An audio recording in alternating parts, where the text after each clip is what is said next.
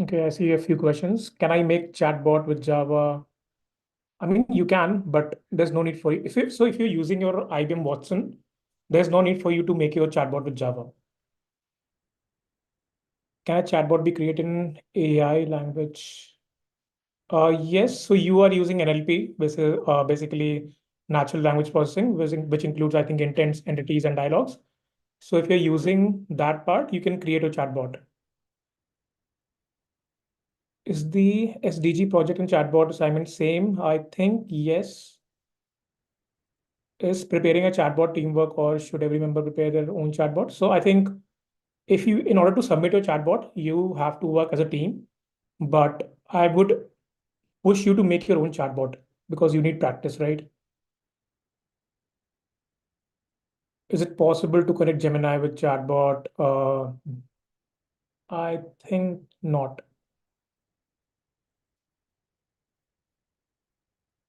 So we need to create a chatbot using Watson tool. Yes, yes, Vidushi. How can I use external data sets to train IBM Watson chatbot? I think so. There's a course which is called Build Your Own Chatbot. It is present on IBM SkillsBuild. Go there, and I think in the first module itself, it teaches you how you can add, more data from, say, Instagram, Wikipedia, Google into your chatbot. Can we use platform like Jupyter to create it? Uh, so again, you can create your chatbot using many, many things, right? Right now in this internship, what you're learning is how you can make your chatbot using IBM Watson Assistant. Now, the better point or the selling point of IBM Watson is that you do not require to know any language, right? If you simply understand English, you can create a chatbot. So try learning that because NLP is the future, AI is the future, right? Is there any necessary to create website for chatbot? Is there necessary to create website? Abhay. Zoya, do they need to create their website also? I have no idea. No, there is no necessity to create your website also for a chatbot. Amit taught them to create a website as well, so that he can show them how they can run the chatbot on a website. Right. Okay. Perfect. So if you don't know or don't have a tech to make your own website, what you can do is simply go to the environment part of the Watson, right? You will see a copy link. You can click on copy link and share the link with us. We'll be able to judge your chatbot. So last time we learned in class to make a chatbot, but it is query based. Can we make chatbot using any AI model API? So what will be the selection criteria for the IBM annual fest? So the selection criteria would be, I think it would be right. So if you've made a chatbot very robust, that is one thing. If you are able to launch your Watson onto the website, this is again a plus point, a selling point. So factor like these would, help you to win the tech fest. Will the chatbot be working after the end of 30 days? No. So after 30 days, your chatbot will get expired. What you can do is you can use your different ID and follow the same steps, log into your sign up with your IBM Skills Build, sign up with IBM Cloud, and again you'll get 30 days for to use cloud again. And IBM Watson has only 1 month. Yes, IBM Watson has only 1 month of free subscription. After that, it will get expired. Now, if you want to use more, what you can do is simply use a different email ID and you can use it more. Search engine to make chatbot. Yes, Harshit, it is necessary. How to make Watson chatbot website cost important people.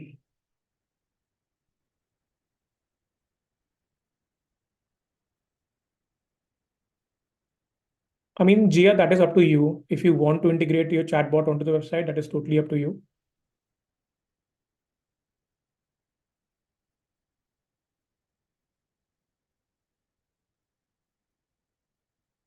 Yes, IBM Watson is free.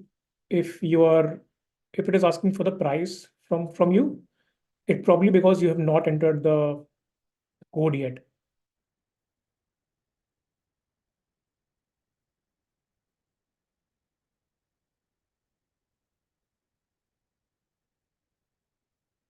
Zoya Rashi is asking, should we submit the chatbot in a team or individual? So every team has to create one chatbot. So if you want to submit your chatbot, you can submit it in a team. But as Tushar says, if you want to learn, it is probably better if you create your own chatbots. But for the purpose of this internship, we require one chatbot per team. Great. I hope this answers your question, Rashi. Astuti Kumari is asking, is Watson, so Watson can create AI generated answers? Yes, it can. So the best part about Watson is, so once you feed any five examples, so for example, if I'm training my chatbot onto, so if I want to make my chatbot and how to order a pizza, now if a customer comes to my chatbot and start using my chatbot and he says, hi, hello, hey there, right? There's one greeting that they use in New Zealand, which is called Kia Ora, right? Kia Ora. Now I have not fed this Kia Ora onto my chatbot, but still it will understand once you feed the five examples of greetings. So if you feed hi, hey, hello, namaste, whatever, right? It will understand, okay, Kia Ora is also a greeting that is used in New Zealand. So once you add five examples for each particular, intent entities, the AI will kick in. But again, minimum five is important.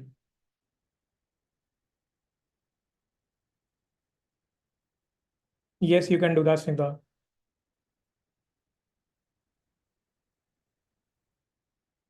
You can do that, Tarun. There's no issue.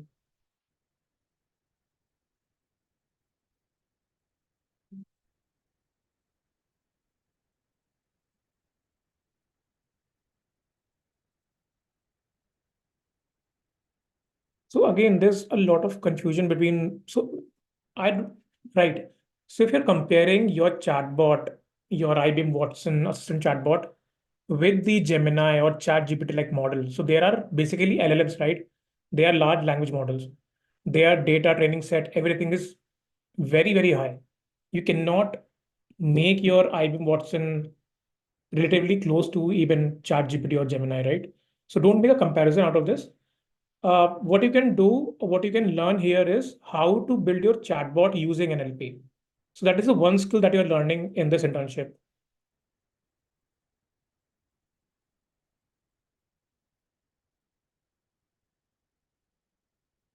I think the problem statement will be shared with you. If it's not shared with you already, it will be shared, okay? Abhay. On what topics should a chatbot be based on? I think the topics will be shared with you shortly. Yeah, hi Tushar. Yeah. So basically, the problem statements and the topics have already been shared twice with the students. So we had a Q&A session last Saturday where we shared the topics also. In the masterclass day before yesterday, Amit also shared the topics over there. All the links, recordings, and the decks are uploaded in the information document has been shared with all of you. If you want to refer to it, you can just go to the document and open the deck and see all the topics that are there that you can create your chatbot on. Thanks. Thank you so much.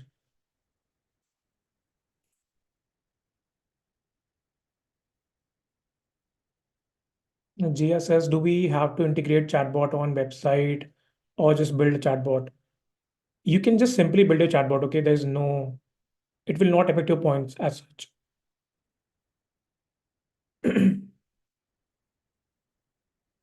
Now, again, each member has to create their own chatbot. Very true. You have to create your own chatbot in order to learn the skill. But if you're going to submit a chatbot, we are not asking for you to submit. So if your team member is five, we don't want five chatbots from coming from you. We only want one. Okay. So prepare five chatbots, whichever is the best, you can submit it.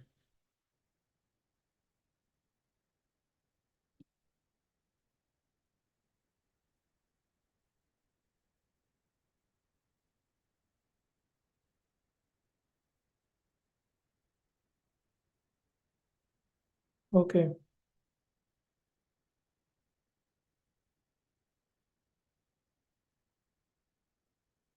What language is used in Watson chatbot? It's NLP, natural language processing.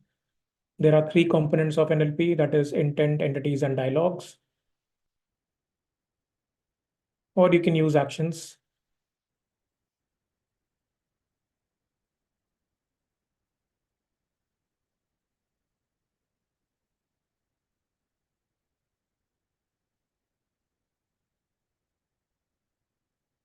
Okay.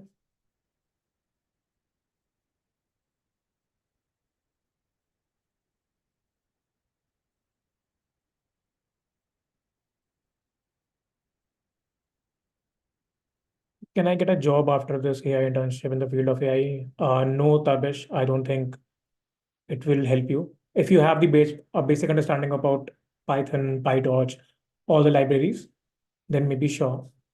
But based on this internship, you won't be able to get a job. Okay.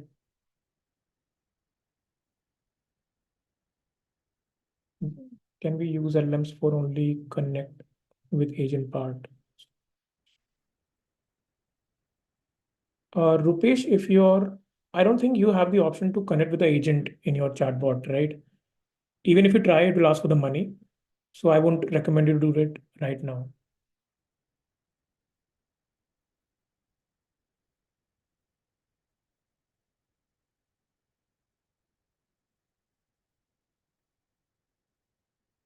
Okay.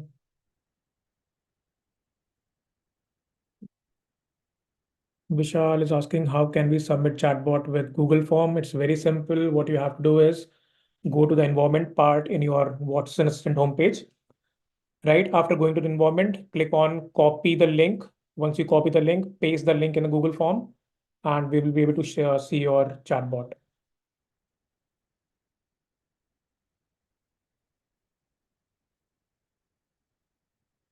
All right.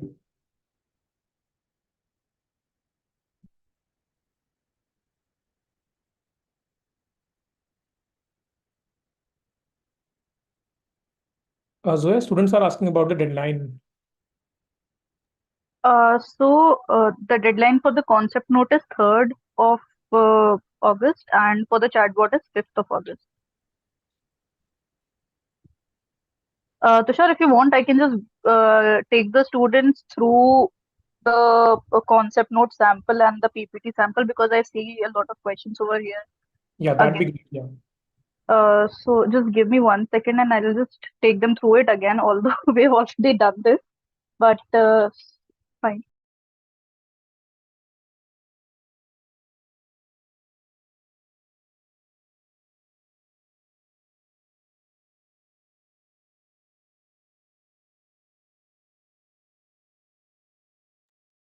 Anjali Chauhan from the topic shared, can we combine two or more topics together which are interrelated and then make a project? You can do that. That is very creative.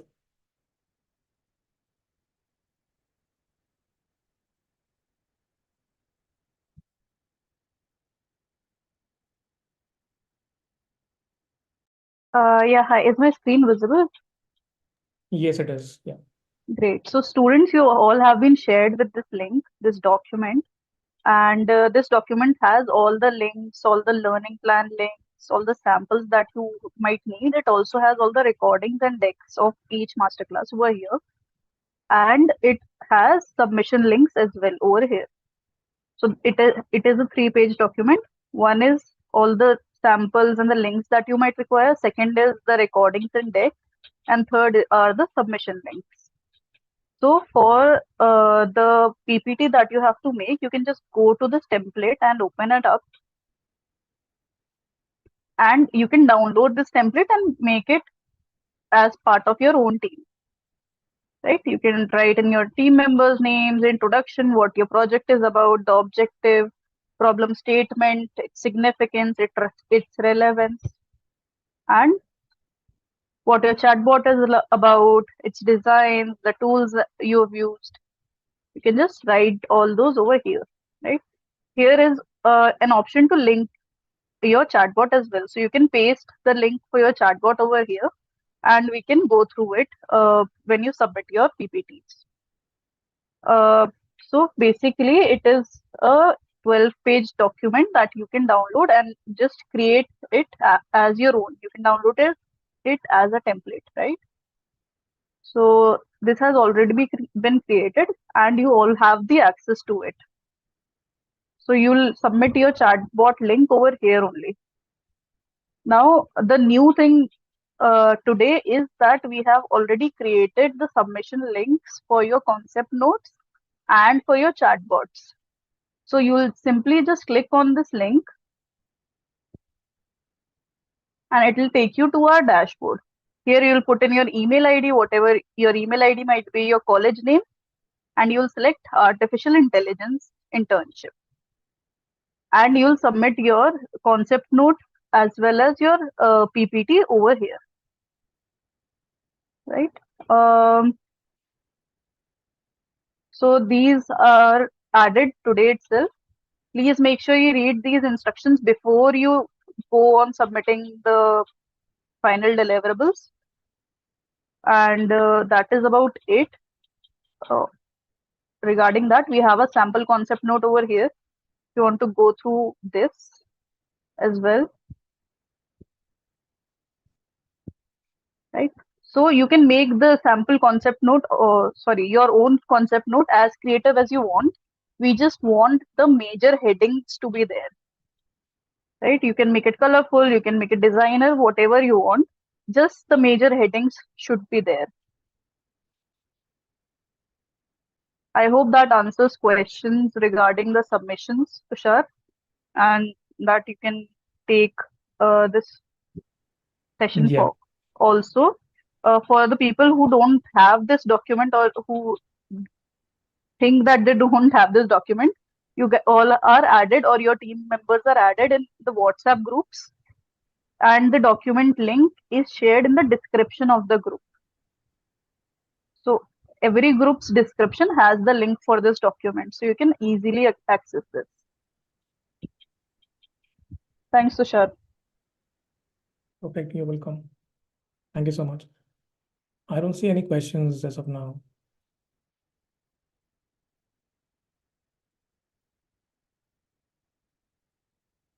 Sumesh, for this internship, you have to use IBM Watson Assistant only, okay? Again, if you make your chatbot other than Watson, you will be disqualified, okay?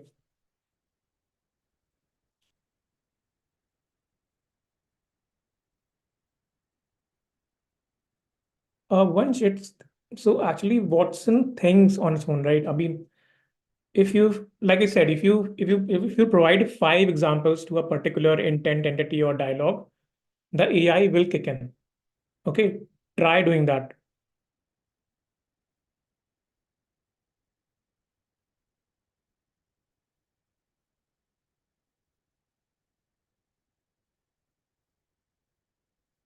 Apart from including the PPT, how will you know which team are in like during some team registration? Yes, I there is.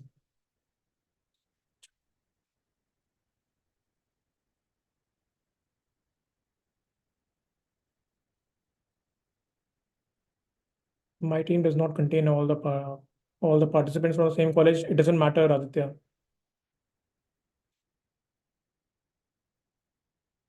Yes, GIS.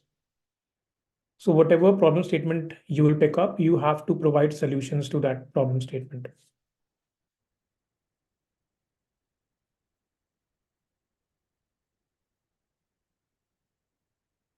What all things our chatbot should have to be selected, the major key features.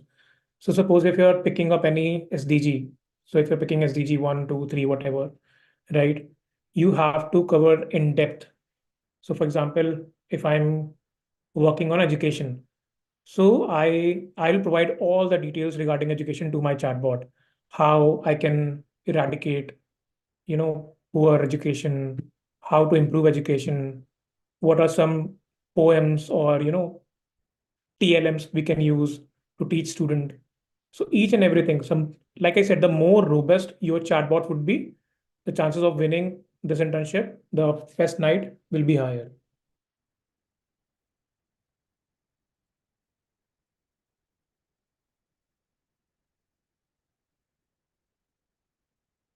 Creativity would always have a plus side in GR.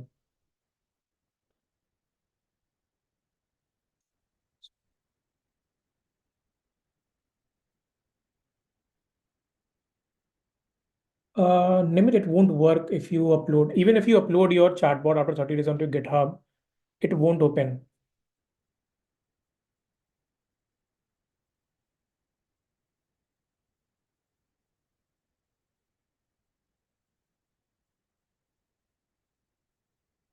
I think concept notes are to be submitted by an individual, right? Individually. No, one concept note per team, one chatbot per team, one PPT per team. Only learning plans have to be done individually. All right. Varun, if you're not able to access the feature code, what you can do is simply go to IBM SkillsBuild, right? Go to build your own chatbot, click on start learning, then go to module 1, and there's an option 5 which says obtain your cloud feature code. Click on it and you will get your code. Varun, don't enter your credit card details, please. The reason why it is asking for your credit card details is because you're not entering the code which you've given. If you will enter your feature code, it won't ask for your credit card. It won't. Correct, Shriram, yes.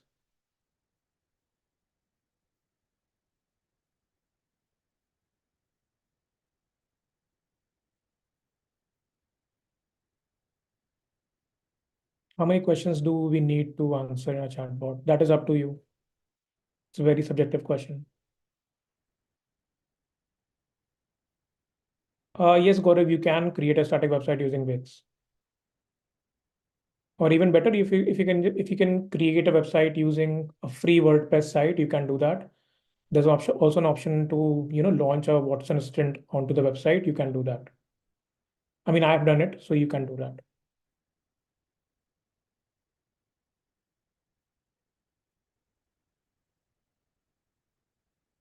Can we create a chatbot and lead of conversation? I don't understand your question, Harsha.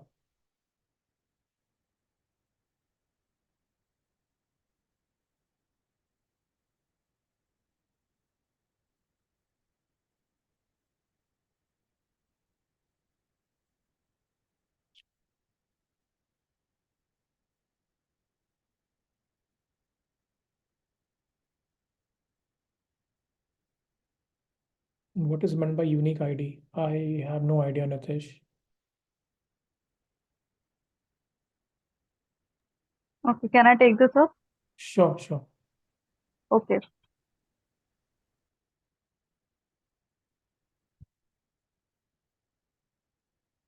So basically, when I showed this, it also asks for a unique ID over here, right?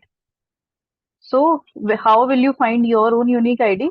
When you log into this portal, right? So when it opens, it will give you your own unique ID. I'll show you how to log in as well. I'll just use someone's login. Just one sec.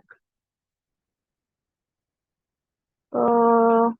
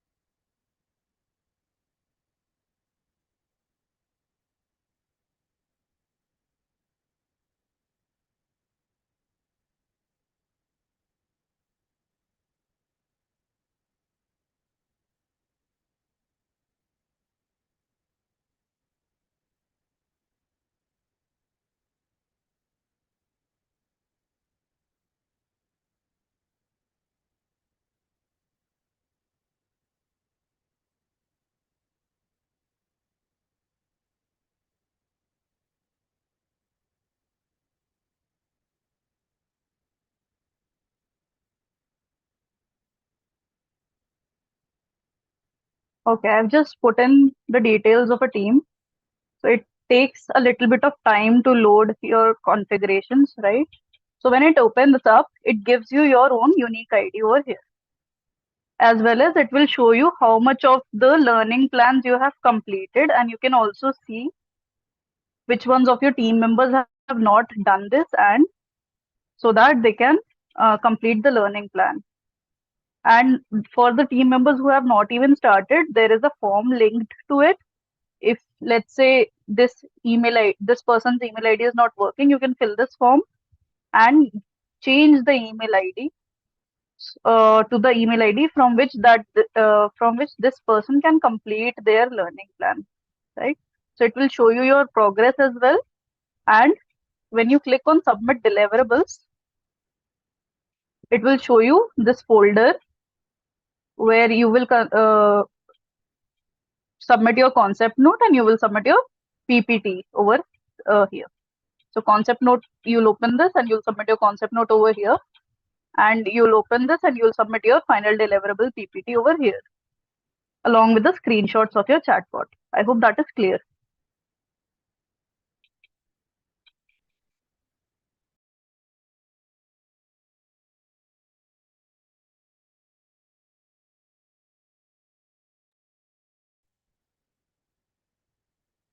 Okay, Tushar, I think that should be clear enough for the unique ID thing.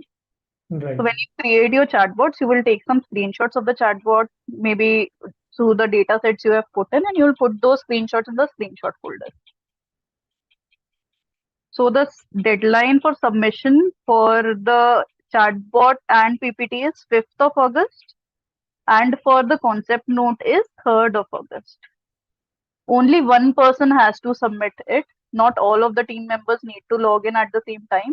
Only one person can submit it for the whole team.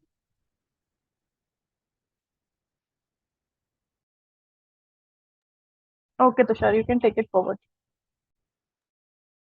Right. I think Zoya, they have more questions around, the internship bit. Uh, So for example, sir, is the PPT or the final project or the chatbot? Both of them. So the chatbot is the final project, and the PPT will explain what you have done in the chatbot, what you're trying to achieve, what problem you're trying to solve, and your conclusion. Uh, Somebody, how to know which team do I belong to? so when you fill the forms in teams, right? Only a few of the students are here, which have come through DT, who are participating solo. So either you can just put in your email ID in the dashboard that I just showed, and you can see what your team is, what the team name is, etc., uh, and who the team leaders are. Otherwise, if you are solo, then that is fine as well.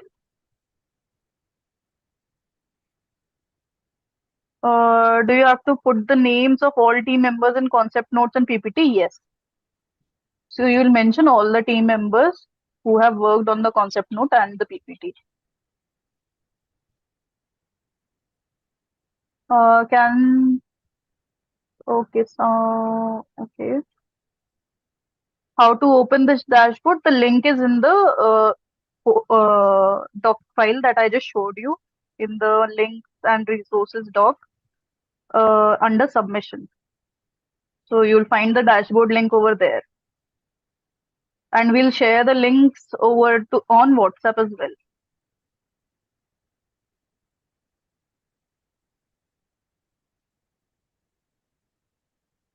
Okay.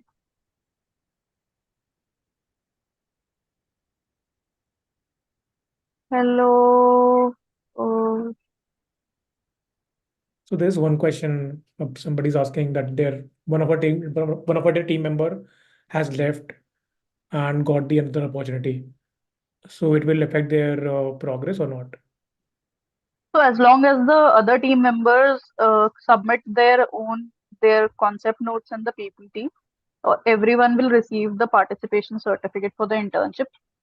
Do let us know which member has left so that that person does not receive that certificate. We'll share a form across. If people have left from your teams, you can fill that form.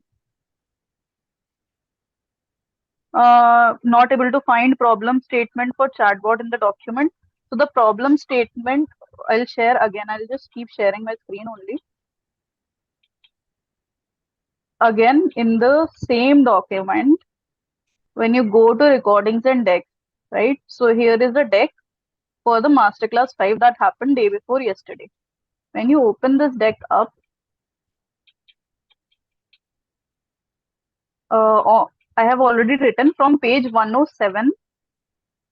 The problem statements are listed over there. So we'll just jump to that, right?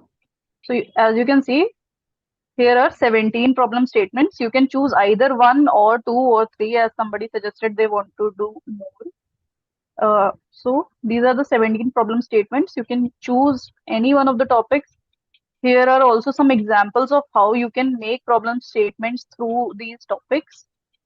So you can refer to this PDF in the same document over here under Masterclass 5. It states problem statements as well. Any other questions?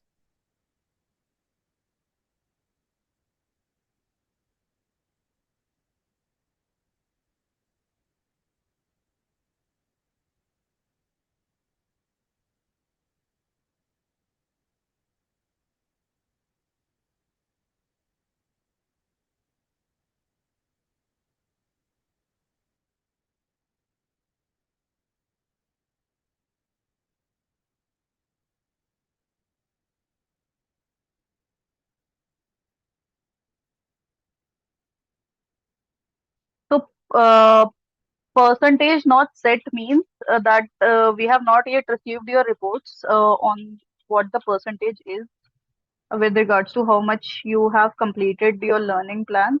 If you feel like you have completed the learning plans, you have submitted the document, the form that we shared for submitting the learning plans, then uh, just know that this report is from last Monday. So it will be updated soon. So make sure you just keep checking on your dashboards to know your progress and your team members' progress. Every team member has to complete the learning plan in order to receive participation certificates. Daksh, if they don't complete the learning plan, they won't be receiving any certificates.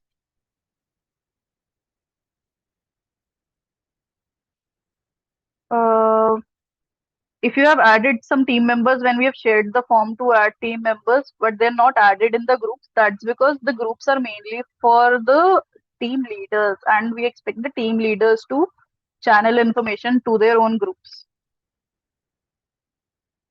The topics for concept note as well as the PPT would be any one of the sustainable development goals from UN.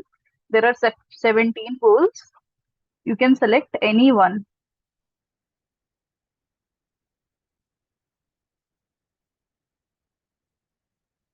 Okay.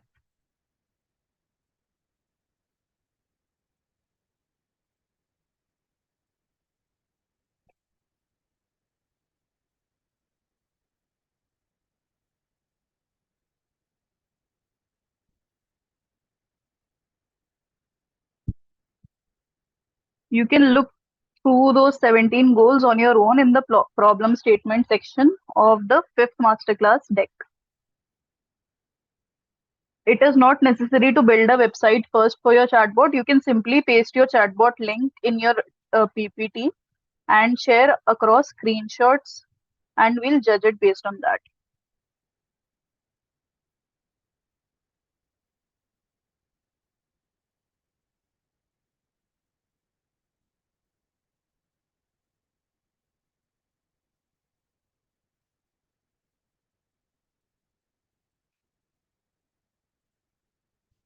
Okay, so I think we'll take up the internship related questions later on now. If you have any chatbot related questions, you can ask Tushar since he is here to ask them. We'll keep a separate call for the submission related queries uh, somewhere later in the week or the next week, right? So Tushar, you can take it up, I think. All right.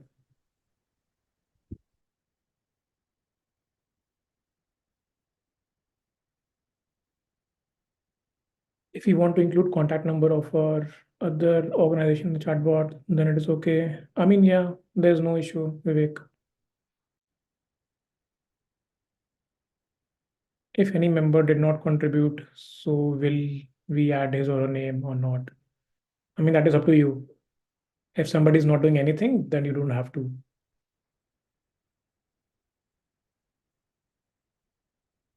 Uh, Priyansh, I don't think it will be possible to collaborate um,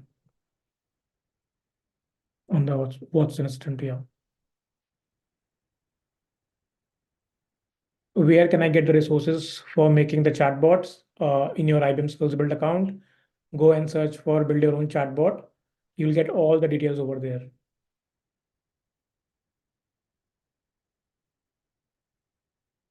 Joel says, sir, can you tell me how to get a chatbot link to be pasted in the PPT? Sure, no issues.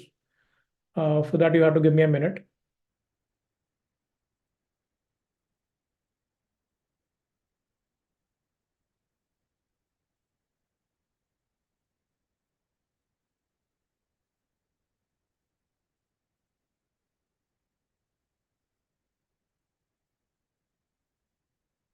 I will quickly log into my account.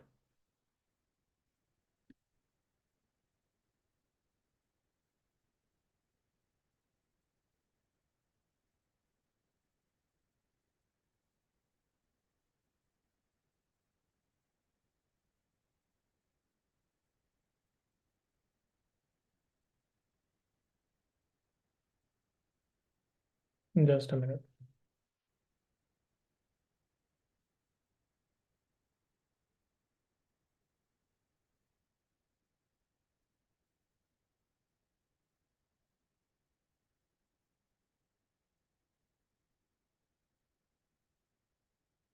In the meantime, I'll take more questions.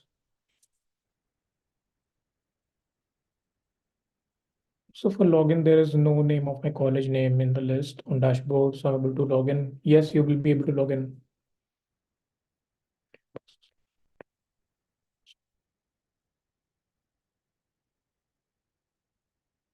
And Visha, what you can do is you can simply mail us so that we can look into it.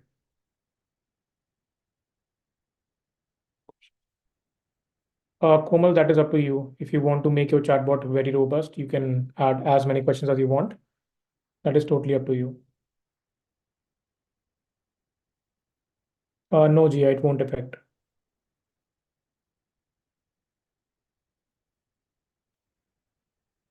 Harshit, you are free to try to do that. I mean, I have not yet explored the platform so much. If you want, you can try doing that.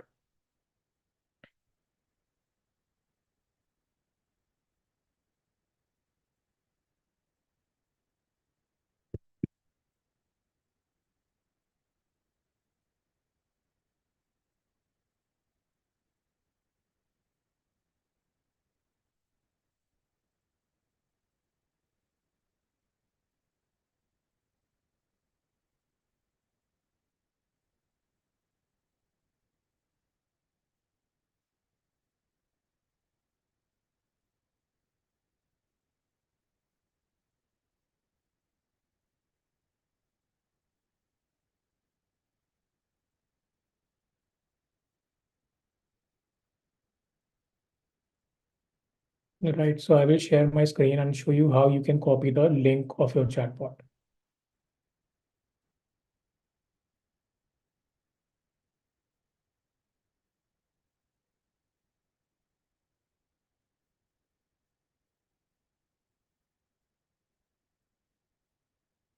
Okay.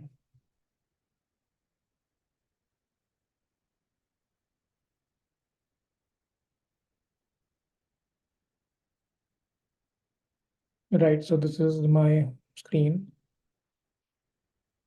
Now you have to come to environments. Just a minute.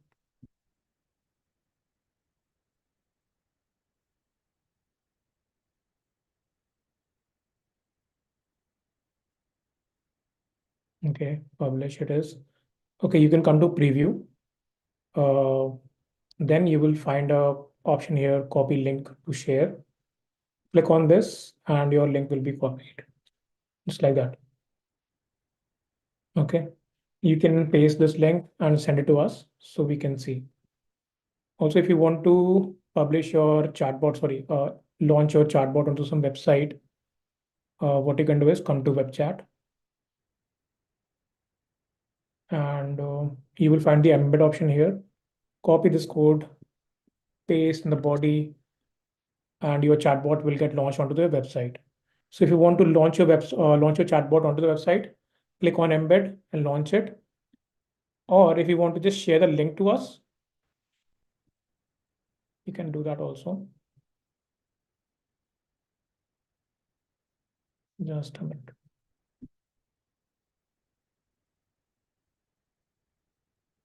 Now, if you want to share the link with us, click on preview and click on copy link to share. This option. Okay, it's that easy.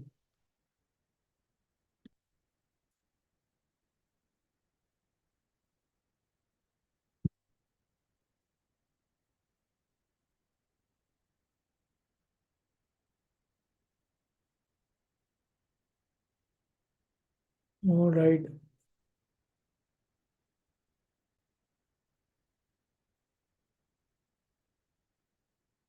So if you've launched your chatbot so for example, if you've launched your chatbot 20 days ago, so you only have 10 days left to use your chatbot, to share the chatbot.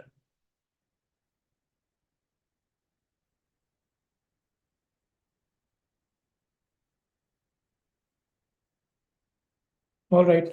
I see no other questions. And with that, thank you so much. I think we'll move on to the next bit of a session. Over to you, Zoya.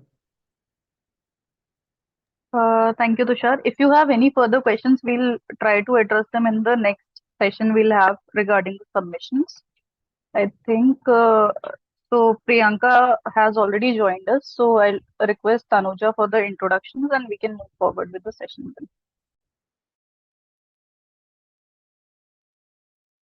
Thank you so much, Tushar, for that insightful session. And for the students, thank you for participating so well. And I hope all your queries got answered. So let's move to the second part of the session. As we move to the second part, we are privileged to have Priyanka Nagpal with us. With over 18 years of experience in the technology industry and a degree from Rajasthan and an executive MBA from IIM Lucknow, Priyanka has an extensive background in advanced technologies such as Java, blockchain, and AI. Currently a member of the AI COE team, she collaborates with various teams to develop innovative AI-driven solutions. Beyond her professional achievements, Priyanka is actively involved in social initiatives, mentoring young girls and teaching underprivileged children. Her commitment to both technology and community makes her an invaluable resource for our internship program.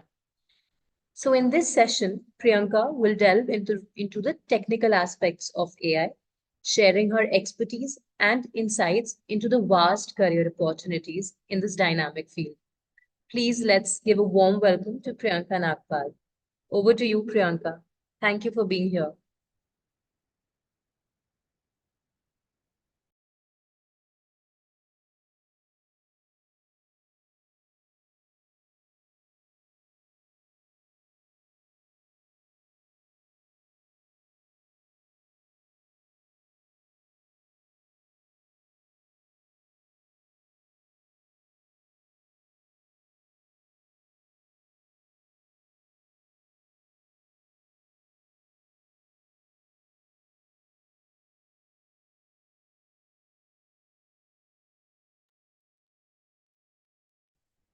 Hi, Priyanka. I hope you can hear me. Yeah, Tanuja, she's having some technical difficulties. Just give it a minute, Sure. right?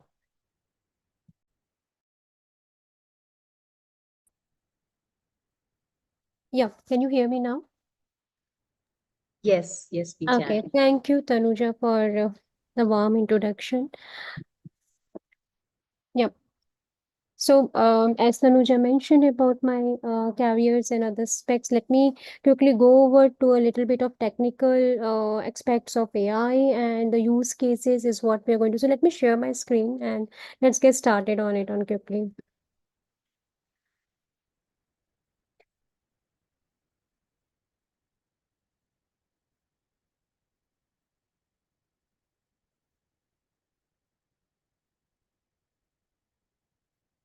I'm sharing my screen. Is it visible?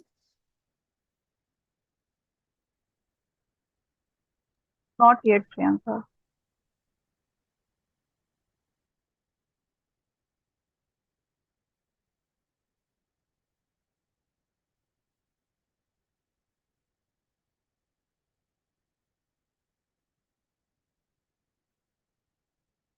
Is it visible? Yes, it's visible now.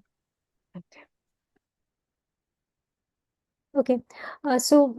In today's session, I will be talking little about AI, the use cases basically on AI. We will be talking a little bit about what is current in industry now, where we can use this AI and how much impactful the AI is, and how can you leverage these AI in your career path. So you will get a bit of insight there, how you can, how this technologies is helping people in their day-to-day activities and the life, and how it is making a difference. So let me start here. So first, I would just want to give you a bit of just on the technology perspective of AI. So there is a technology called computer vision. I'm not sure how many of you are aware about this computer vision. In AI, the computer vision is a field in AI that enables computers to interpret and understand the visual information. It is similar like how human brain works when you see something. When you see something, some kind of a car, you will identify what kind of a car it is. So in the similar manner, we have our AI is capable enough to train in such a manner that it can understand what kind of image, what kind of video it is saying. So it interpretate the visuals information. And because of this interpretation of the visual information, it is a very good asset to use it in a different use cases. So let's talk about some of the use cases where AI computer vision is being used effectively in the industry. So look at these use cases. There's a big construction company named Skanska. Their workers basically walks every day 6 miles a day to get the right equipment and tool which is required for their construction job. Because of that, they are walking 6 miles a day. Their productivity and has decreased a lot. They have to go to the location, get their required equipment and material to do their job efficiently. So where the AI fit in there? Any guesses here?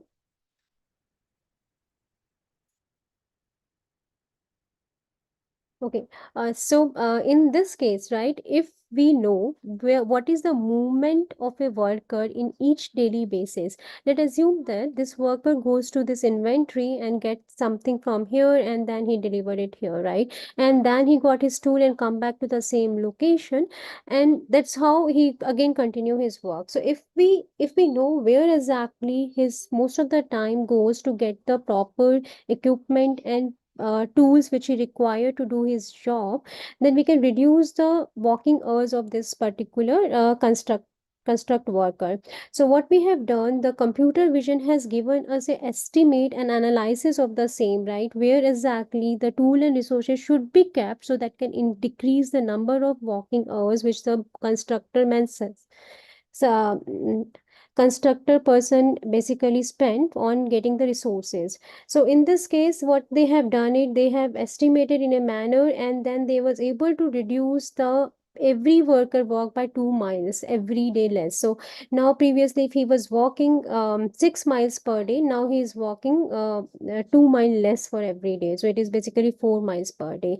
And this itself will boost up a productivity of a worker 1 hour every day is the productivity boost what they have observed, and which is almost came up as a 12% increase in their revenue growth.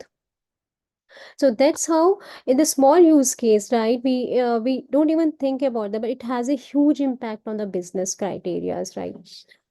In the similar manner, there is lots many AI use cases where we can see currently in the industry is being used and being worked in a production as well. Tesla car is also one of the great example of computer vision, where they have cars which has a 8 9 cameras around it, and they are able to sense any of the hurdle which is come in front of them, right? And because of that, they are able to launch, and they had revenue growth has increased drastically up high. There's another example where AI is in use now. There is a in the crop field, right? So there is a something called as a harvest crew robotics. This place they are trying to make agriculture with the help of AI. What it means that when the people go and get the vegetable and they want to figure it out. Let's take an example of strawberries, right? It is a manual process. The pupil has to go, the worker has to go and pick it up whether this strawberry is a ripe one or unripe one. But if you have a advantage where you can see that okay, these many strawberries are the ripe and these are the unripe one, you have to just go and quickly pick it up, right? Your machine itself will be able to identify the ripe versus unripe. And that's where the AI come under picture in the crop industry as well, where it can put a big impact to not to let worker pick up the unripe strawberry and only pick up the ripe strawberry, and that has given them a very good um, profitability in their industry itself, when the worker is reduced their human error by 6% and only picking up the correct strawberry which is required and which can go into the market. um, so this is some of the use cases where the computer vision is in action as of now in the industry, and there is 100 more use cases where it can be applies to as well. So now let's move to the another technology which you will be hearing a lot about it, right? There is a technology called deep learning. Now I'm sure you might have heard it hundred of times in AI, and you will be hearing it more because it has a significant potential about making the things happen behind the scene. So I will not go technically in depth of it. What is this deep AI learning does, how the neural networks work, what is feature learning here. Uh, s- but this has a huge impact and you can do multiple things using this deep learning technology. We'll talk about the use cases today to understand where these AIs are currently being used and how impactful these are, right? So this is so there are certain use cases. So let's take a one of the use case which is in medical industry. So most of the diseases,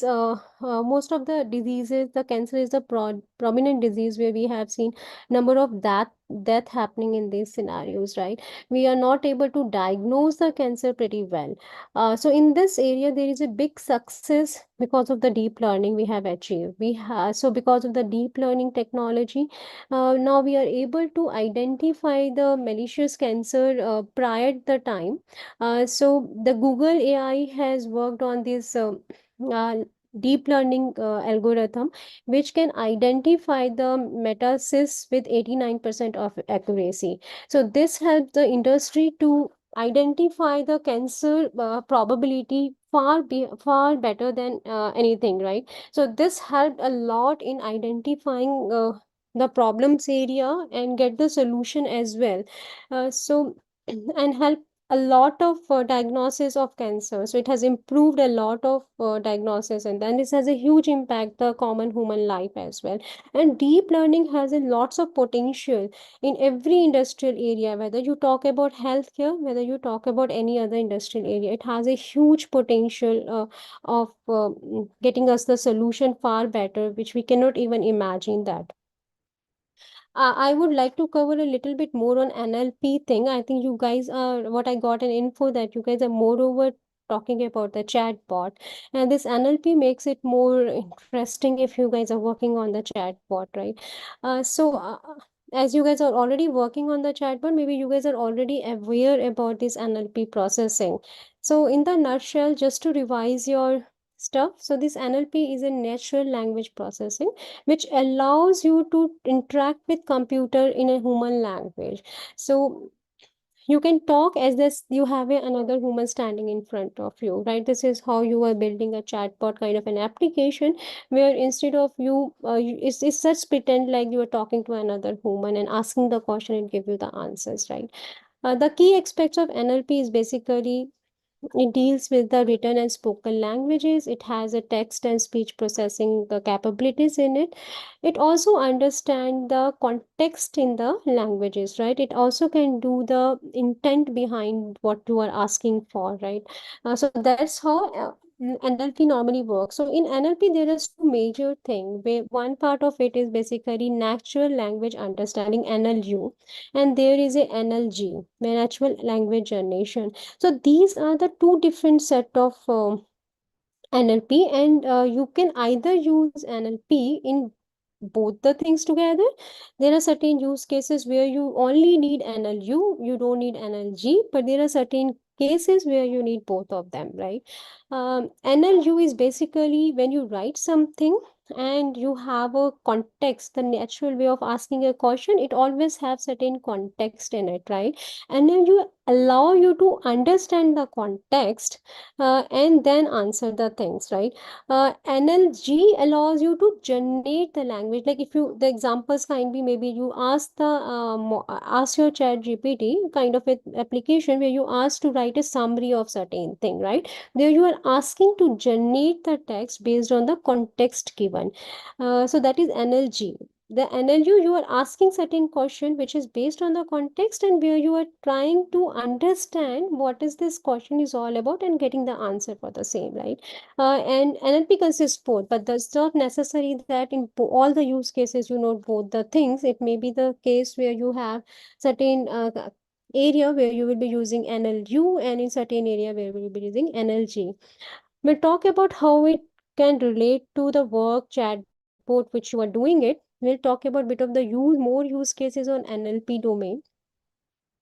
So let's see the common use case, what it comes to, right? The NLP use case is basically the sentiment analysis is one common use case when we talk about NLP comes in the mind. So if somebody is talking to someone, right, what kind of sentiment it is? It is a positive kind of a talk, and there's lots of application which can be built on the sentiment analysis. Like mentoring is one of the application which you can use the sentiment analysis and see that whether the mentoring process is going in a positive or negative sense, right? That kind of analysis you can achieve in multiple places by using the sentiment analysis. Speech recognition is another common use which we where we use this NLP technology, which is basically audio to text conversation. So chatbot which you are working, which is basically nothing, is a 24/7 customer support without any human intervention. You are allowing user to talk to chatbot and get the answers which he requires and in a human efficient manner, right? Machine translator allows you to, it's also an application and a use case for NLU where you can write in a different language and you get converted into a different language, like you can writing in a Spanish and you get the answers in English. So it is kind of a translator service which uses NLP to get the things done for you. Autocomplete text is another use case where which you can think of as an NLP use case where you are typing in something and the machine is telling you what next you can type in, right? It is helping you to complete the dots basically. Spell check helps in kind of places where we have a high compliance requirement where you are drafting certain things and it is making sure that you don't do any kind of a silly mistakes which may be cause of a compliance thing. In your mailbox, the if you have multiple spam, you can use NLP as a scam detection, which will allows you to clean up your mails based if you have any spam in it, right? Text generation is also another common use case where you are asking NLP to summarize or you write a letter for me, you write a research document, you are providing a kind of a context to the NLP, but anyway, you are asking them to rewrite the stuff or you are asking them to write something for you, maybe an email, maybe a summary docs, maybe a kind of a research docs kind of a thing, which you can ask him and it will generate a kind of a text for you. automatic summarization. You can provide a story and ask that please summarize it for me. This is another use case where NLP can be used. And I think you guys all are aware that you guys are working on a question answer based thing, and it can also be used in question and answer uh, based on the different knowledge base. One of the other use case which we can think of a NLP is like, as of now we are talking about the specific one, right, which the information is already there, you are feeding in the information, but that there can be any scenario where you want your chatbot to perform a specific domain related questions, right? Let's say you are in the real estate agency and you want your chatbot to be specific for your stuff. Then you need to feed and train your model in such a manner that it understands your real estate terms and conditions, right? One way to do it, one way to think about is like using this NLP technology where you are training your model and saying that, okay, hey, here we have these kind of a data which you can feed in and trade it, and when we ask the question, return it basis on that.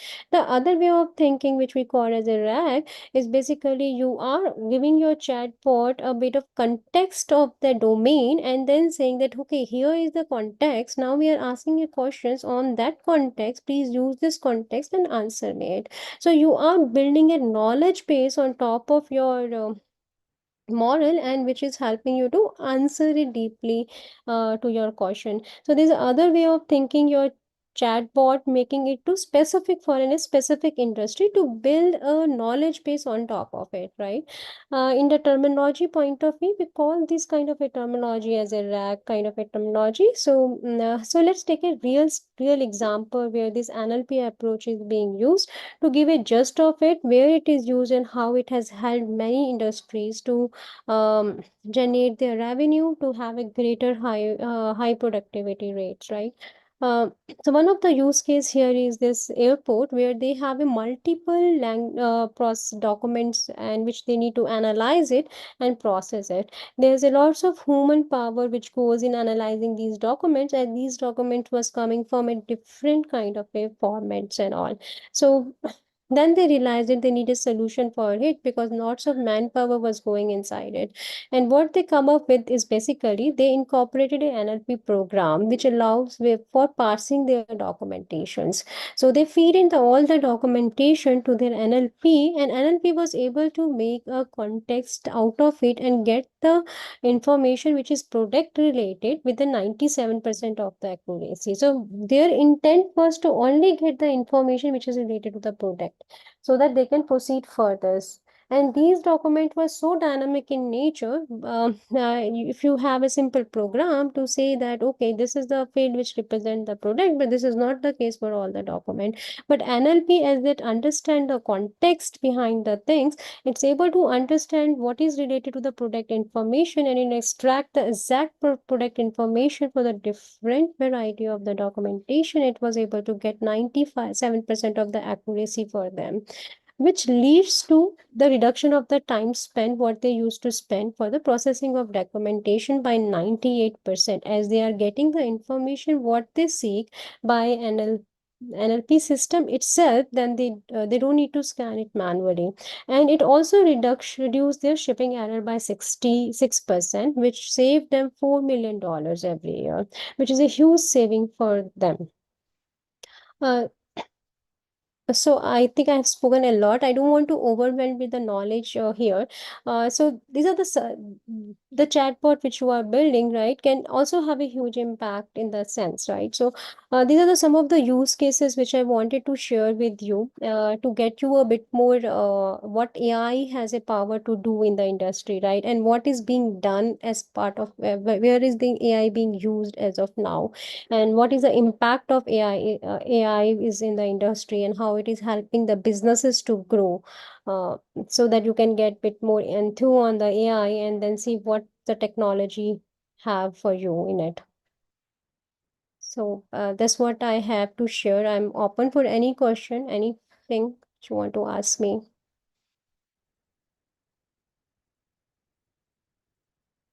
So I just stop my screen a bit.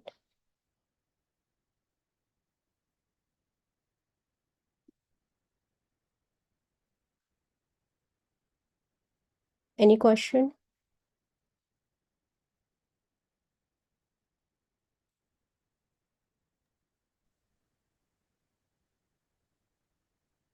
Yeah, hello, hi. Students, if you have any queries you want to ask Priyanka regarding what she just shared right now or regarding anything else related to AI, you can just type it in the chat box, or you can raise your hands and we'll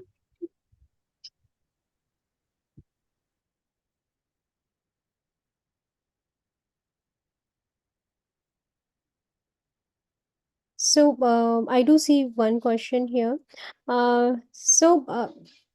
If you want to get placed in the company and the skills what you require in AI, I think AI is a growing technology, and day by day you are getting a new terminology of the AI. So the technology perspective point of view, you need to be you need to understand the basics first, right? The basic in the sense that you need to at least understand how this AI system works, right? And then there are a certain thing like computer vision, which I have mentioned, right? If you know add-ons knowledge on the computer vision, how it works, how this algorithm does the job, and also the knowledge on these vector database, which is basically people uses to get these AI systems to work in terms of neural networks, in kind of a things which helps you to understand this technology better, and that will help you to get in much better and much faster. I think the major requirement with the AI is basically to understand the basic terms of AI, which will help you in your career growth.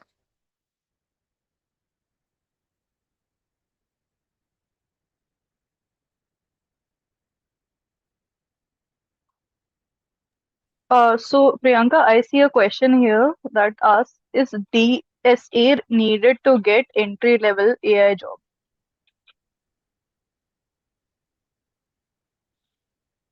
Sorry, you need it.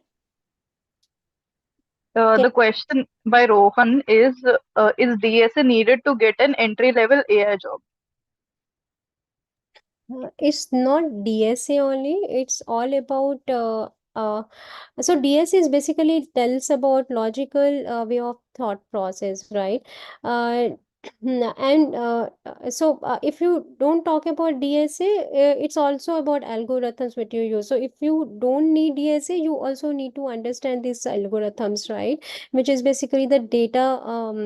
I don't say the DSA is not at all needed. DSA is needed because it gives you a logical way of thinking process to understand how these algorithms works. But definitely in AI you need more than DSA. So it is not only DSA; it is also a certain kind of a model. What do you call model perspective, which you need to also understand.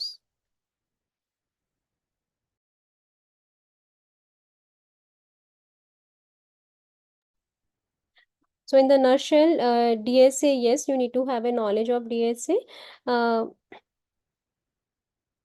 Also the knowledge of the basic AIs.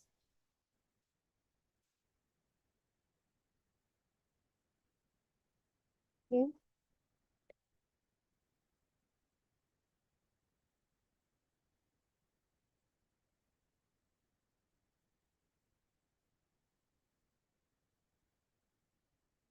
Okay, I can see there is another question. What is the tech stack we need to get into the AI?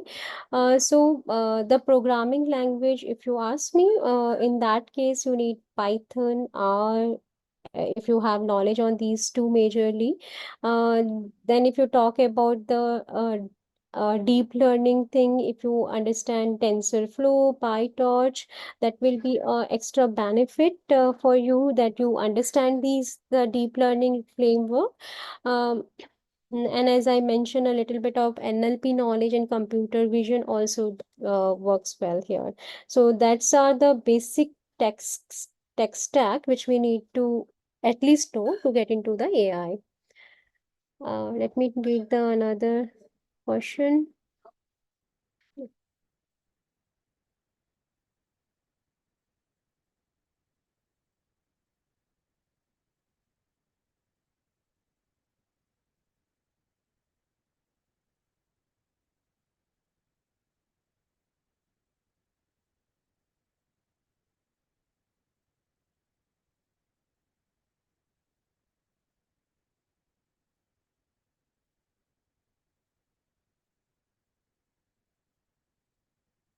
Okay, I think I found another question, which is basically asking about what you want to or how you want to start your AI learning journey, right? I think with the first basic AI, you need to understand the basic concept, right? Fundamental of AI, machine learning, and deep learning. Then we can say about you need to also learn about the what is supervised and unsupervised learning, right? You also need to understand the programming language, which is Python. Most of the AI projects are using Python as a programming language, and the algorithmic models like what is linear regression, what is decision tree, how the clustering work, what is a neural network, what is a vector database, how the vector DB works, all about, right? These are the basics of AI learning. AI learning basics actually, which is required to start your journey in the AI learning. So the step-by-step process is basically if you ask me the step-by-step process to just add little bit on that front, right? It is like building up your strong foundation is your step one, which include a basic learning of certain terms in that mathematics, like you need to understand what is this vector means, how these probabilities are, and then you can jump into when you understand very basics about these general thing, right? When you somebody tells you about that linear equations, what is mean the linear algebra, you need to understand what is that linear algebra. So you need to build up a strong foundation for yourself, and then you can go with the basics of AI, which is basically fundamental machine learning, basics of deep learning. You need to understand what is the difference between supervised and unsupervised learning. And then you can start with your hands-on experience as well. Once you develop will you start with once writing the hands-on experience by using Jupyter Notebook or Kaggle, then you can start with advanced topic like specialized area of your NLP, computer vision, reinforcement learning, and AI ethics and all. There are certain books which I can share the names of you. You can start using that books and then just go over. They have a step-by-step process which require to start your AI journey. But I would suggest that you can go over first the basics of mathematics, very basics of mathematics. Don't spend more than 1 day on it, and then you can jump on the basic learning first, and then the AI concepts. Let me go more into more questions. See if I miss. Okay, I hope I have answered you, Priyansh.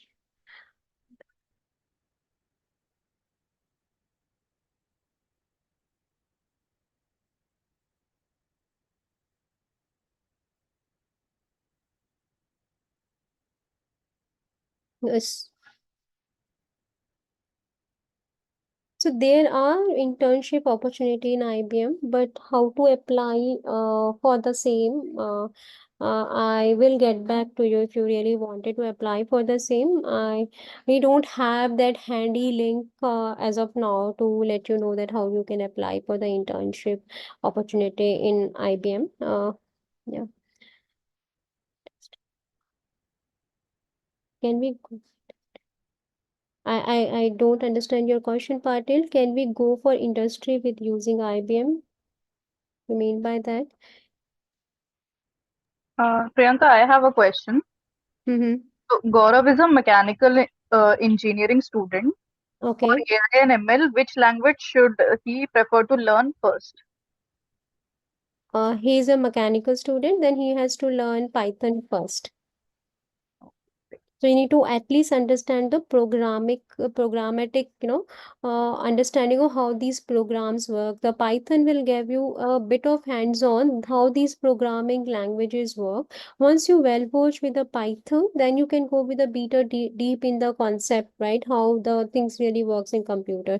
But I think to start with, you can start with the Python language first and build a strong base there first. I hope I answered you. Okay. If know all these basics, where we apply. Uh, apply for a job, if you mean, then if you know all the basics and you are looking and searching for a job, LinkedIn and some other LinkedIn is the platform where people apply. You can search the type of job you are looking for, and then you can apply the job for the jobs here. Uh,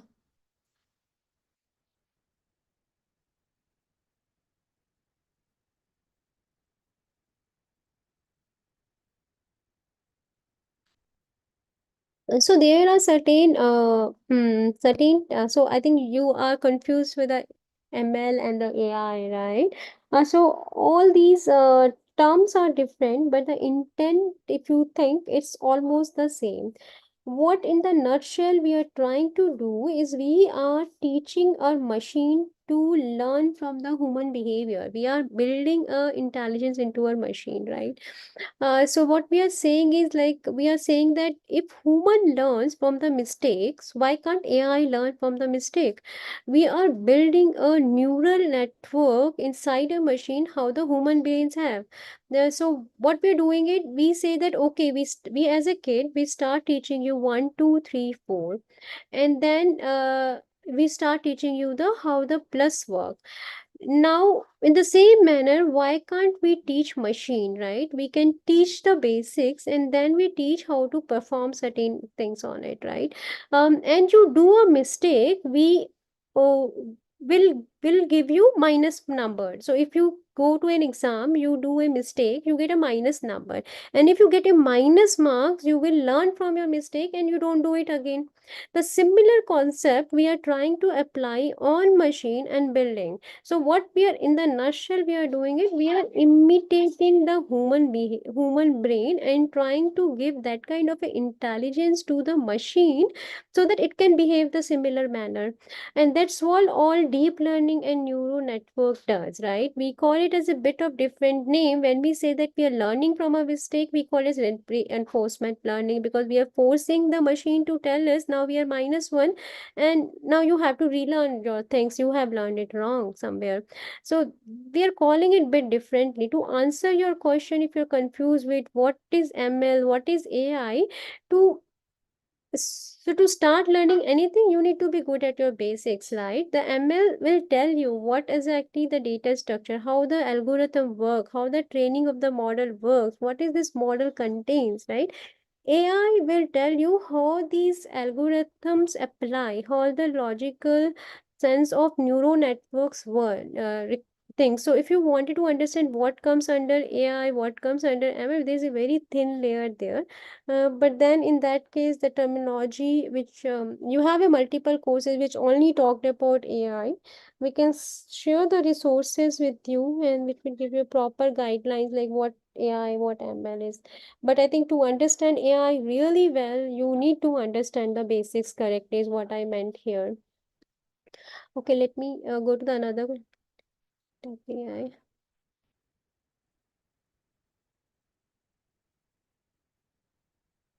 I need to do LLM for getting and has AI or ML engineer. I did not get that question. What do you mean by I need to do LLM for getting has AI or ML? Um, so LLM is a large language model, right? Mm, these models are being trained of trillions of data, right, which we have, and on that trillion of data we have trained these models so that it can become your base, and then you can run any kind of a query on top of it. So what if your LLM is not trained on certain specific data, then you can provide a extra knowledge base to your LLM and tell him to behave that way, right? That's where we have this AI, generative AI technology, which allows you to achieve the same, which allows you to build a knowledge base on top of LLM and get you what you really wanted from your use case perspective point of view. But I'm not sure what you mean by did I? No, you don't need to do LLM for your ML engineering, right? So that's ML is the machine learning, how this model works and all is bit different, and LLM is bit different there. So Priyanka, if somebody is doing a BCA, Mm-hmm. what do they need to do to make a career in AI or data science? Like for a master's, I believe that is the question. So as of now, I think this you're talking about the question from Tabish. He's asking, he's a first year student in BCA, right? And what should I do after graduation to be placed in IBM? Um, so I'm not sure whether we consider the BCA or not. I think if you wanted to be specific in any of the placement in any of the things, not in AI and whatever, so right, I think majorly which I believe in, right, you need to understand the things bit cleanly, right? If you say me that you are good in Java and you are really good in Java, right, I think you will get a job. I don't say you can get a job in IBM, you can get a job in anywhere in thing. I think when you say you learn something, you really need to learn that stuff, okay, is what is important, whether it's in AI or whether it's in, different any other different language. uh, I don't think it's matter much for to getting into the AI domain. You need to be very much sure about these basics and the journey of the AI, right, which I spoke previous. If you're doing a BCA and you know that you wanted to get into the AI domain, then you can start making sure that your concept of mathematics, which is linear regression and all, are bit good enough. Then you need to also make sure that you understand what kind of a data we are in using, right? What is the unstructured and structured database? Then you also need to know about that what kind of a algorithm which we are using to deal with this data. And if you know all these things, I think we are good to go with any of the any of the place where you want to get into job after your graduation. I just think that you need to be make sure that what you say you should know about it. And if you know one single thing, Python, in a very efficient manner, and you are expertise in Python, it's do wonder it. It's really great. It really wonder in your career. But knowing means not just writing if and else loop. Knowing means really knowing in depth how the language really works, how the things really works, right? That makes you different from others. Everybody know Python, anybody can write a code. And in this AI word, you can ask your chat GPT, write a code for me, it will write it for you. But if you know how this code is written, what is the difference between in terms of the things, then you are differentiate from the others, right? That's where you make yourself a differentiation factor, and that will help you to grow in your career and proceed in your career a bit more differently, is what I believe. I hope I have answered you. Maybe it is not a straightforward answer, but I really don't know if you need to do master degrees or what to get into a IBM specifics. But in any company, if you have done BCA and you are good what you are doing it, I think the getting in is not a problem. Should not be a problem there. And in AI domain, you need to just make sure that you really concentrate on your basics cleaning, basic first, and you understand what is this deep learning algorithm, how it really works, and certain data structure as well. Let me go for industry while using AI.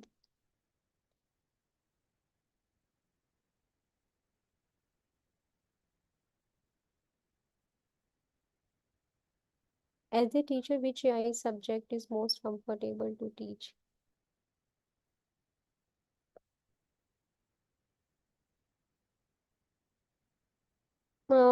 Yeah, it's, I think you answer yourself, Komal. I think you whatever is comfort, which AI perspective you understand better is what you can teach, right? It's all about how you gain the knowledge in which subject, right? But as a complexity point of view, I don't know how comfortable you are with the LLMs and these chat GPTs and all, but NLP, I think, is a one area which you can pick it up if you want, looking for the ease of the things, right? Or just a thought there. You can choose NLP as it has many use cases, and it just work on the textual data, and then you can just think of getting your expertise in NLP that might help you to gain the knowledge and teach the student. Correct. Okay, I'm a BCA student. What will I do next to make?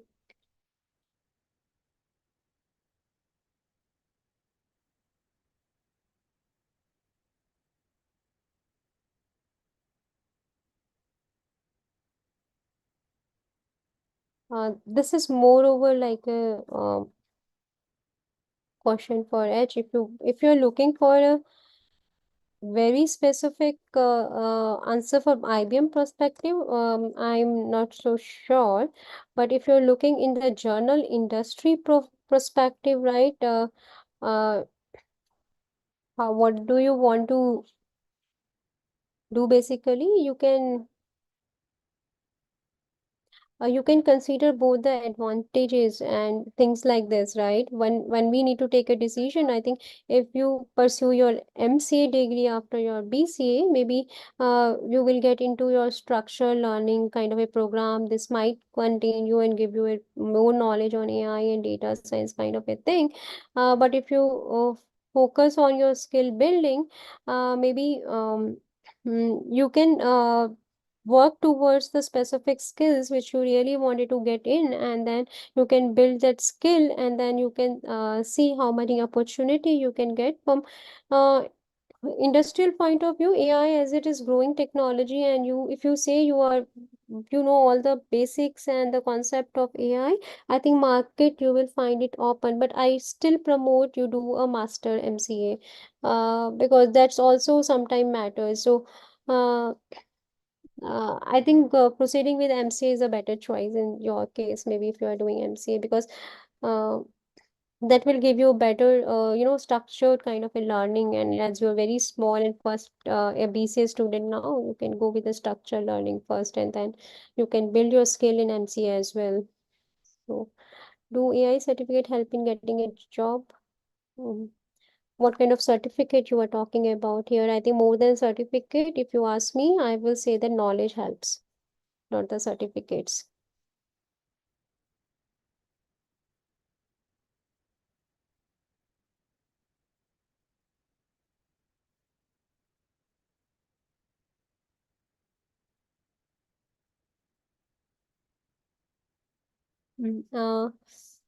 We do have internship in IBM. We do take internship thing, but I think normally what I'm hearing is like we go to colleges and get the students. I'm not sure which college you are from, but there are internships going on in IBM.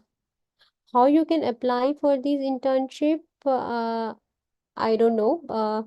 I can try to get this information specific for IBMs and see if I can share the details. Maybe over the mail I will share with, um, and then that we can be redirected to you. I will take this question and then we'll try to figure it out the answer, and then I will share it back to you if there's a way to apply.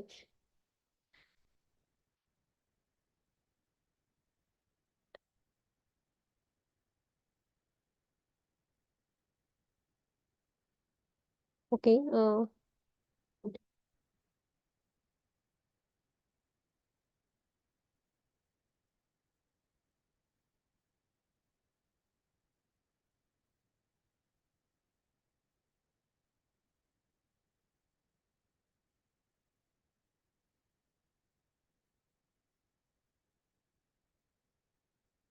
If you are building a live project and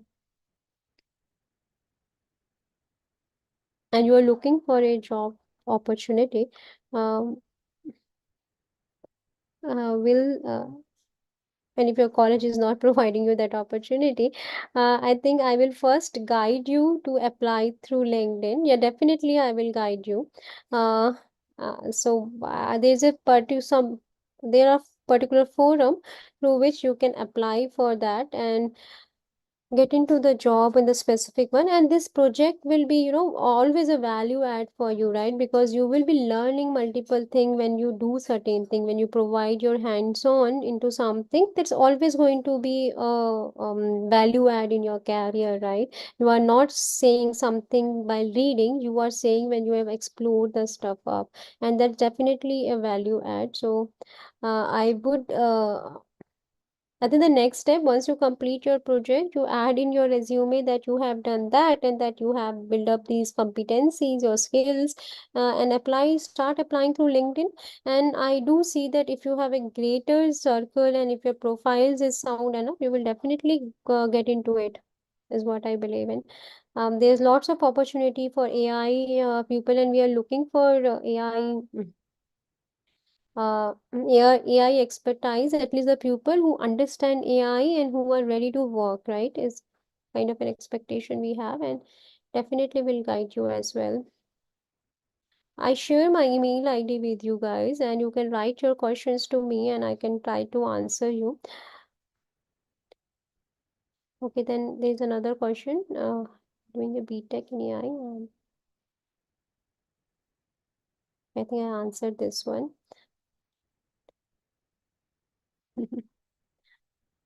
Yeah, so both are emerging field, Web 3.0 or AI, right? Is I think if you understand, Keshav, the industry, right? It's a hype created. So if I'm not a right person to forecast which is the right demanding industry is going to be in in next 5 years. I'm uh, not a forecast. I don't want to give any forecast which may be wrong also. But you if you see the industry trend, it's like you create a hype. There was a blockchain. There was a time when the blockchain was there up in the high. Everywhere you will see the blockchain will go here and here. There was a 3 years time when there was a Bitcoin, everything. There was a bit of hype created, right? Now we are moving towards AI. So there's a reason why AI is now being like this, right? Why we all are moving towards AI. There's lots of changes happening in the industries as well, right? But I think the AI will be there for another 5 6 years, and then you will see lots of concerns with the AI, which is majorly related to the security, right? And then where IBM is leading on these concerns, right?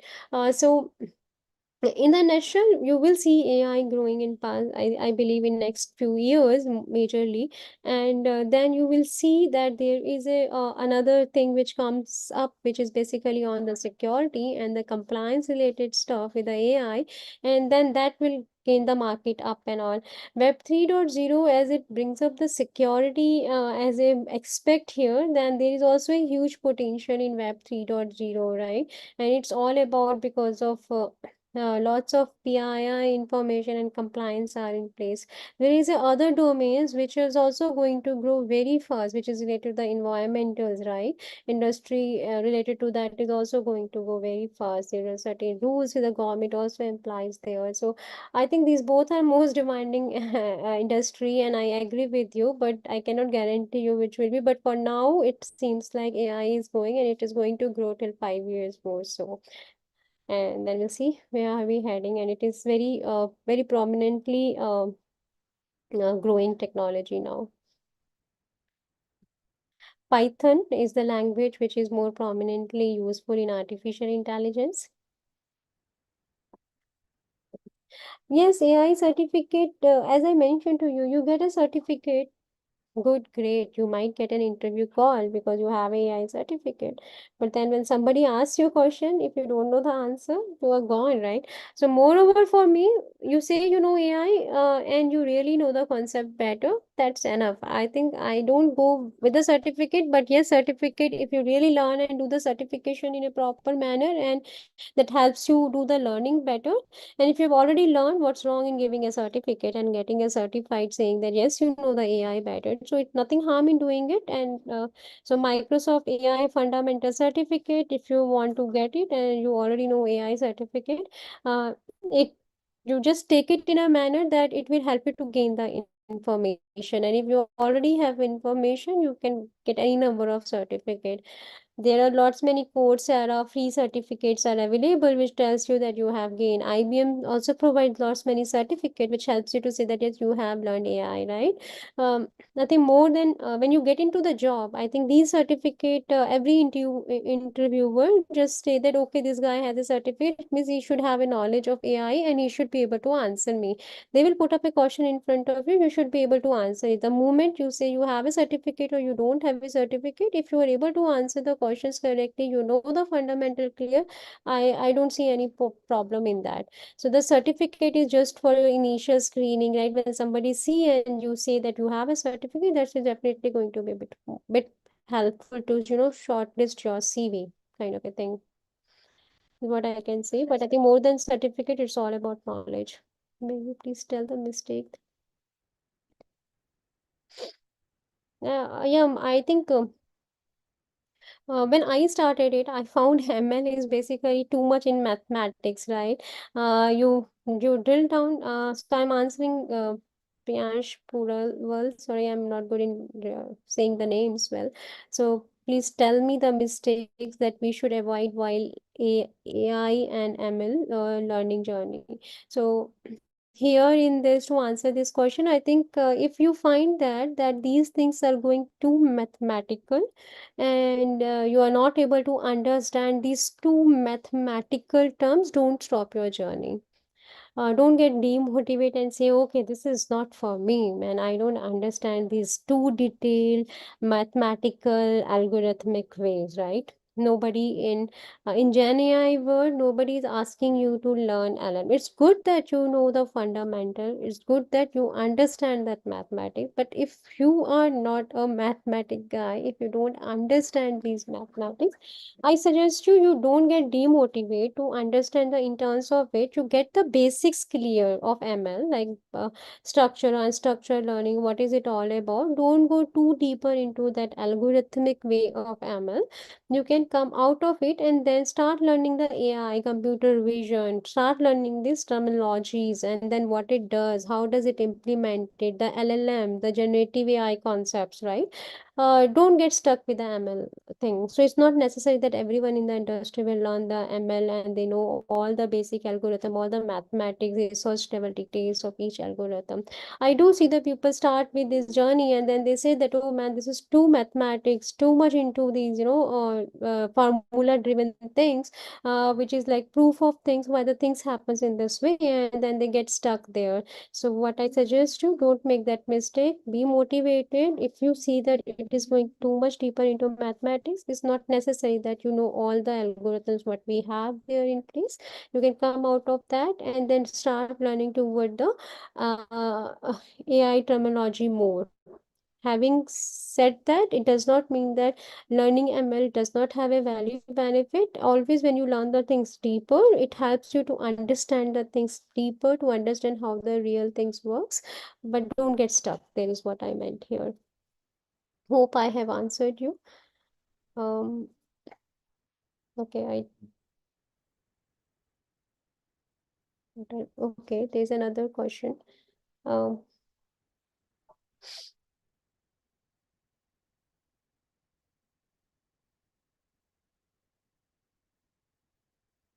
I don't know whether we can apply other internship with IBM SkillsBuild. I think maybe uh, let's can take this up.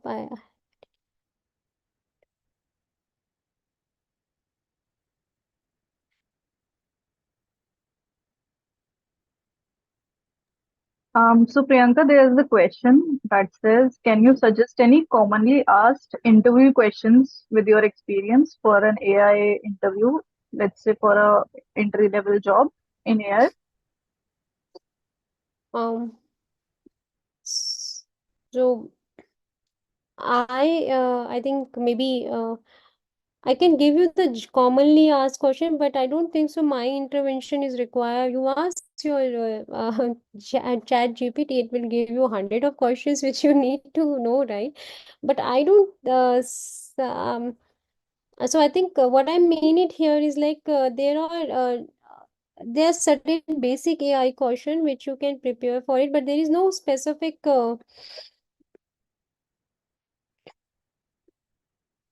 thing which I can, just give you a question set and that will fulfill your requirement. I don't have any kind of these question set. As per my experience, I haven't given any interview on AI, though I don't know how these things works in the interviewer kind of a thing, right? But the generic question, right? When you know the knowledge, I think you don't need to worry about these interview questions, right? Basically, if you type in, right, you need AI related questions. They will give you what is AI, different type of machine language algorithms, what is NLP, what is reinforcement learning, kind of a question, right? There's a big list of AI questions which is help you to get into your things clear. But then you will get, there's no so many resources available where you can get the questions clear. But I don't prefer giving you the list of questions, as I think it's more important that you understand the concept is what I mean it, right? When you understand, these questions are nothing for you, right? And if you want a list of AI topics which you need to learn to get into any AI, that list of topic I can provide you, right? Where the question can be based upon, right? That can be provided to you, right? Even that you can get if you browse through any of the course present online, right? If you go with the AI most popular courses in any of the learning tool, you will get the list of these terminology which AI domain which we use is, as I mentioned, in reinforcement learning, neural networks, vector databases, the RAG POC. Now there is another term coming up, agentic RAG. And for the curiosity, now the industry is moving towards the XAI, which is called as explainable AI. So that is a new terminology which is coming up in the market. Now, so I can provide you these jargon words, and then you can start reading about these jargon words if that helps you. That I can do. But there's a hell lot of questions people can ask from AI, those who has a knowledge, right? And I haven't given an interview for so long, so I'm sorry, I'm not the right person to give you a set of question. I have multiple experiences as well, so I don't come in that domain where I have that set. I do have taken certain interviews, but I can't reveal that question set to you, right? I hope you understand, but I can definitely provide you a list of the things which you can ask, which you can prepare yourself for that, which is like basically AI jargons, you can say, terminology, which you should know before you go to any interviews. So that kind of a guideline, if you want, I can provide you if that helps you. I hope I answered you here. So do let me know if you really need that. I will try to collaborate all these jargons and all this technology and then provide you.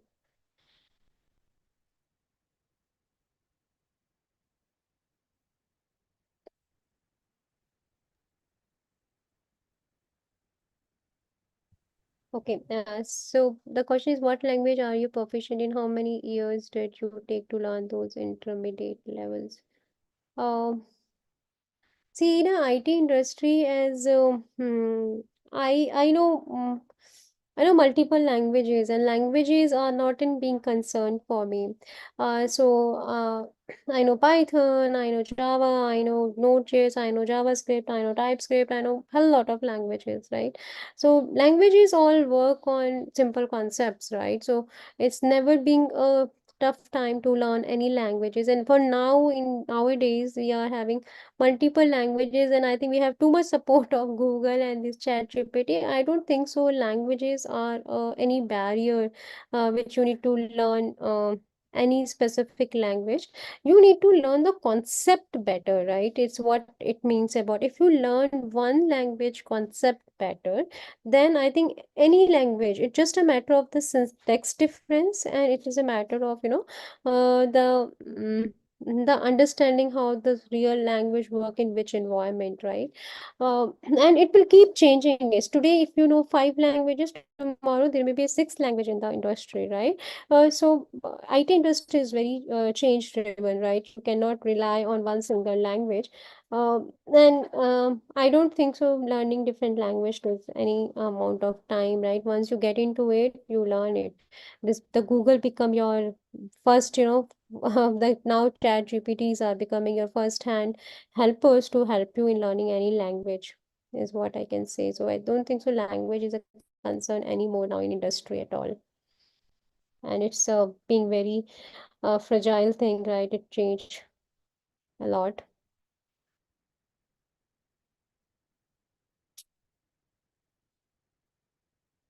Okay. I'm missing any question. If you can help me if I miss something. Sure, Priyank. I think we can just take up like last one or two questions before ending the call then. Mhm. So I have a question that says I am a BTech student. If I do DSA in Python, will I face any problem in getting a job, or do the companies prefer DSA in Python? Yes, that's true. Every company prefer DSC. When I take interview, I ask DSC. There is a need of understanding DSC. I think DSC, what the DSC gives us basically understanding how the person think logically, right? This is what the main motivation for us to ask any anyone on the DSA question. We wanted to understand with the problem how the problem solving skills are. It's not more about you understand the algorithm or not, it's more about to understand your problem solving skills. If you're good to solve any single problem, whether it is a medium level or hard level, we think in that manner. If you solve this problem, you may be able to think through the problem. It's not necessary that you write the code and fully solve the problem in some of the cases. But if you're thinking in a right direction, then this is an example of a problem. You can take the other problem also in the same direction, right? Because your way of thinking is right. So I think DSA is majorly people consider to just to understand your problem solving skills, right? How do you tackle the problem? How do you understand your problem well? Right, I have also observed that in interviews, right, when I take certain interviews, that people don't even take the problems correctly. How many perspectives do you think, right? If somebody gives you a problem, how you think that what kind of a things you should consider before tackling to the problem? Do you really ask question on that based of the problem? Do you think that corner case scenario which you can need to ask and get clarity about it, right? These are the things which interviewers seek information, right? Whether the person who is able to ask these kind of answer questions, or he is able to think through these scenarios or not when the problem is given to somebody, right? That's the main part why people are going with the DSA. This is what I believe in. It's a very good way, right? The different way of thought process comes out of this DSA exercise, and that's why all the Google, Facebook, and other companies do find the DSA is very prominent, and people do ask questions multiple DSA.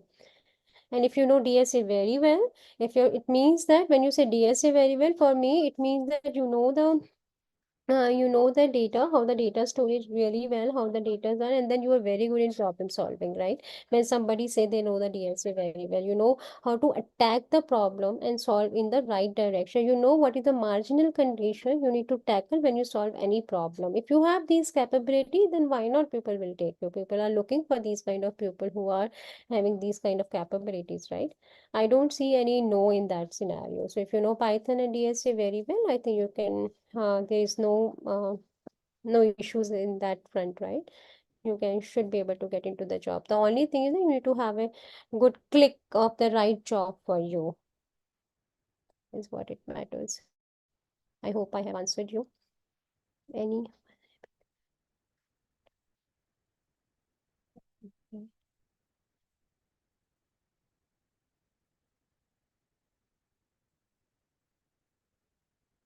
Okay, so I will take this question, Aryan Goyal.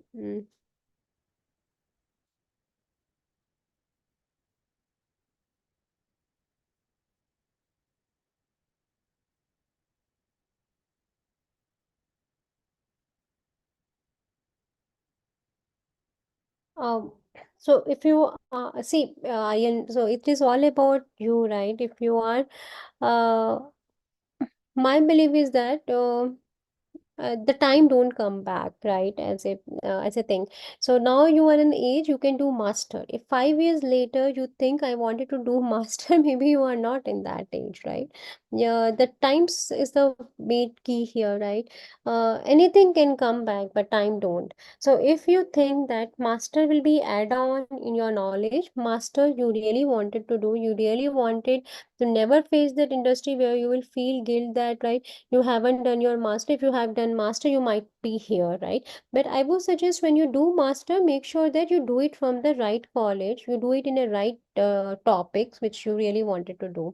If you get that opportunity to do it in a right college where you really get an opportunity to learn, and you also get into the right college is the key, and then your interest area also is the key. And if that is the case, you have an interest, then I don't think so you should get into the job first, right? And it's always getting into the job, always also maybe, all about, how financially strong your background is all about. If you are seeking a job opportunity because of your financial thing and all, then maybe you can, wait for and be financially good. And there are certain company who helps you to do masters as well, right? In the career, they pay for your master as well. uh, but it's all on your perspective, right? How you want to take. But if you are financially well, right, you don't have any financial issue, and you can wait to get into a job, then I would prefer that time don't come back 5 years later. If you say I should have done the master, no, that time is gone. Then I think you should do master first. If you have a concern on finance, that's totally become a different story. Then you need to take what prioritize you. But if everything is good, then value your time and your age, and then I think you can choose wisely. Okay.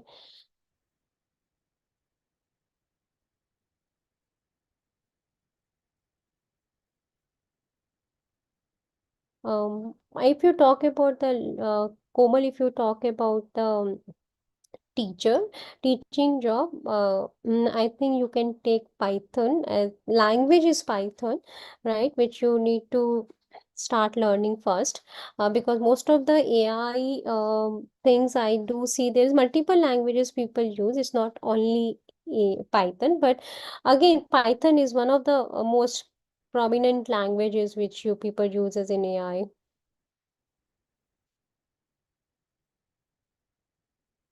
The answer for your question is Python, Komal. You need to start with the Python first.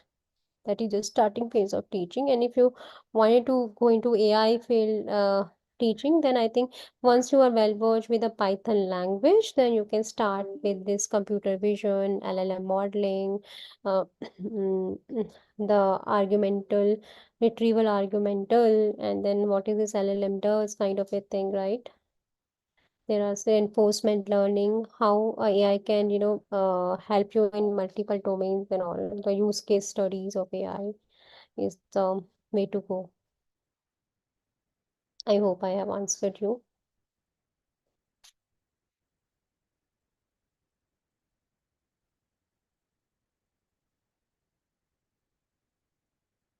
So I'm not sure which email ID I share with you. I don't want to provide my professional email ID. I will share my email ID with you later.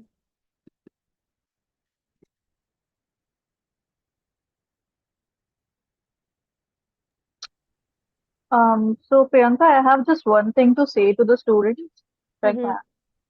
So I've shared the attendance link in the chat box. You can fill this up and share it with your friends that were here in the masterclass. Uh, Also, there is no masterclass code for today, so just fill the form up, and that's about it.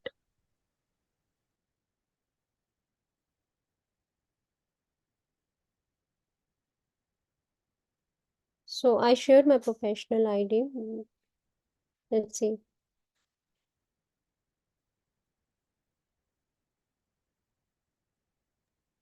Yeah, Priyanka, I think you shared it with just me. Okay, let me see if it is enabled for everyone. Chat. I shared with everybody. Everybody can see.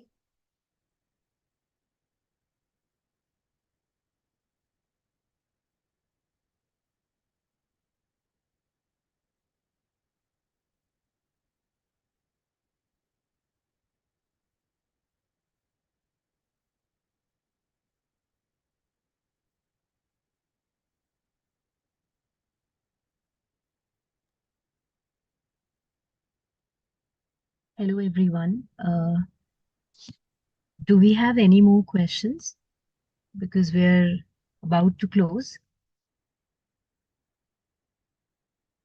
I think we don't have any more questions.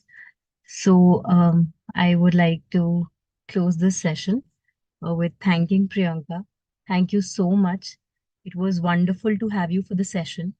And I cannot thank you enough on behalf of all the students and CSR Box for sharing your knowledge and addressing the queries with your expertise. As Zoya already mentioned, before logging out, all the students, please do not forget to fill in your attendance. The link is in the chat box. And thank you all for joining. See you next time. Thank you so much, Priyanka. Yeah, thank you, Tanuja, and thank you all the students. It's my pleasure to Thank be you. here. Yeah, thank you.